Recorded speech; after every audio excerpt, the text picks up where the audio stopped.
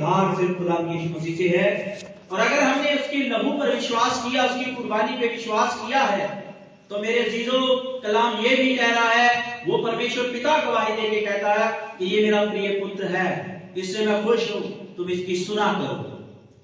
तो विश्वास का मतलब है कि अगर हमने यीशु पर विश्वास किया है तो यीशु की बात को माने, उसके वचन को माने, उस खुदावन के कलाम को माने, उसकी सुने, अपनी नहीं सुने, संसार की ना सुने, अपनी अकल की ना सुने, खुदा की सुने, खुदा के कलाम की सुने, उसके हुक्मों की सुने और उस खुदावन के पीछे पीछे चले, उसके हुक्मों को माने अपनी जिंदगी के अंदर।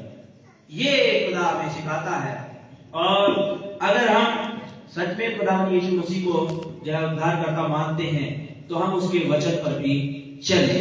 और मेरे अजीजों, खुदावन यीशु मसीह ने जो कुर्बानी दी जगत के उद्धार के लिए, अब ये पूरे जगत के लिए जो है वचन में आगे क्या कहा गया कि वो केवल यहूदियों का ही प्रभु नहीं है, इजराइलियों का ही प्रभु नहीं है, यूनानियों का ही प्रभु नहीं है, वो तो हर जाति का प्रभु है, बशर्ते जो कोई ये विश्वास करेगा कि यीशु ने अपना लहू मेरे उद्धार के लिए बहाया है क्रूस पर, वो मेरे ही उद्धार के लिए स्वर्ग पर से आया और अपना लहू बहाया और उसके लहू के द्वारा मेरा उद्धार हुआ है।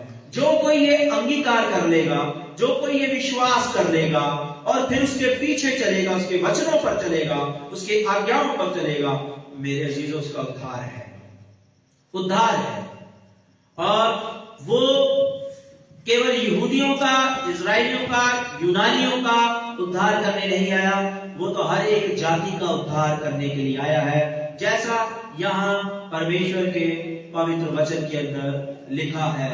और वो एक ऐसी धार्मिकता बन के प्रकट हुआ है जिस धार्मिकता की गवाही व्यवस्था ने दी, जिस धार्मिकता की गवाही भविष्यवक्ताओं ने दी, और फिर मूसा और एलिया ने आकर के भी कहा यही वो धार्मिकता है जिस पर विश्वास करने से एक पापी धर्मी बन जाएगा और परमेश्वर के राज्य का वारिस बन जाएगा। ये वो धार्मिकता है जो परमेश्वर ने यीशु मसीह में प्रकट कर दी, इसलिए कि सबने पाप किया है और परमेश्वर की महिमा से रहित हैं, परंतु उसके अनुग्रह से, उस छुटकारे के द्वारा जो मसीह यीशु में है, फ्री में धर्मी ठहराए जाते हैं।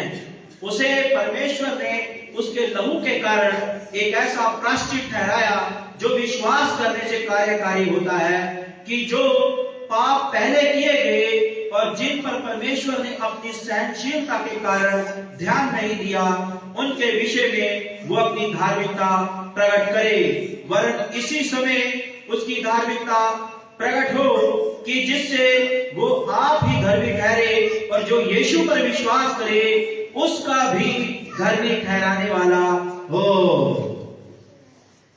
मेरे अजीजों, सच्ची धार्मिकता यीशु मसीह जो प्रकट हुआ, जो कोई उस धार्मिकता पर विश्वास करेगा उसके सारे पाप माफ हो जाएंगे और वो पापी से परमेश्वर की नजर में धर्मी बन जाएगा। और एक धर्मी जन को परमेश्वर के राज्य में प्रवेश करने से कोई भी नहीं रोक सकता।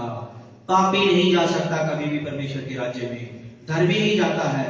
और धर्मी हम तब बनते हैं जब उस धार्मिकता के ऊपर विश्वास करते हैं जिसकी गवाही व्यवस्था ने दी, जिसकी गवाही भविष्यवक्ताओं ने दी, जिसकी गवाही देने के लिए मूसा आ गया खुदा की बादशाहत में से उस पहाड़ के ऊपर खुदा यीशु मसीह के सामने, जहां पर खुदा यीशु मसीह एकांत में पतरस, याकूब और यूहन्ना के साथ गया था दुआ करने के लिए। वो जिसकी गवाही भविष्यवक्ताओं ने दी, यानी एलिया भविष्यवक्ता भी जो जिंदा स्वर्ग में उठा लिया गया था, वो भी प्रकट हो गया उसकी गवाही देने के लिए उस पहाड़ पर। और यीशु का जो मुंह था वो सूरज के समान चमकने लगा और उसके वस्त्र जो है रोशनी में चमकने लगे।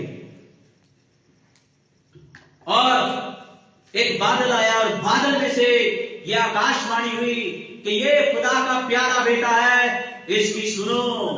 ये खुदा का प्यारा बेटा है, इसकी सुनो। और उस आकाशवाणी में खुदा ने खुद कहा, ये मेरा प्रिय पुत्र है और मैं इससे प्रसन्न हूं, इसकी सुनो। तो मेरे जीजो, खुदावंद की सुनो, अपने मन की ना सुनो, अपने दिल की ना सुनो, अपने दिमाग की ना सुनो, इस दुनिया की ना सुनो, लोगों की मत सुनो, खुदा की सुनो। और खुदा के कलाम से ही सुनी जाती है। कहां से सुनी जाती है? खुदा के कलाम से, उसकी आज्ञाओं से ही जब उसकी सुनी जाती है।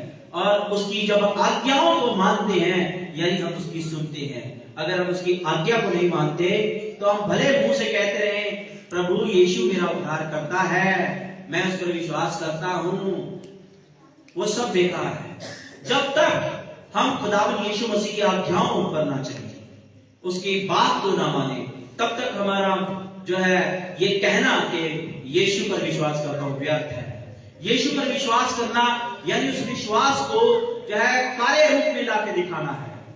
जब तक आप उस विश्वास को, उस फेथ को एक्शन में नहीं लेके आते, तब तक आपका फेथ भी मुर्दा है।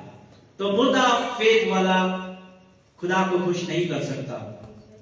जिसका ईमान जिंदा है वही खुदा को खुश करता है।